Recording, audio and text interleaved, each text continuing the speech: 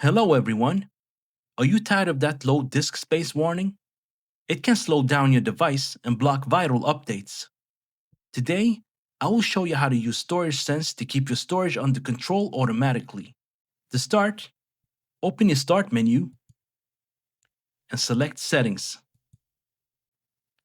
Then navigate to System and click on Storage. Locate the Storage Sense toggle and switch it to On.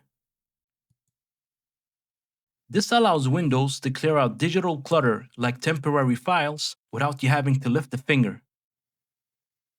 For more control, click into the Storage Sense menu. Here, you can set the frequency. I recommend every week.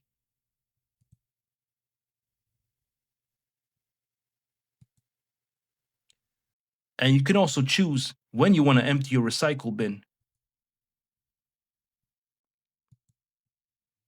Pro tip: if you use OneDrive, Storage Sense can make files you haven't opened in 30 days online only. They stay safe in the cloud, but stop taking up space on your hard drive.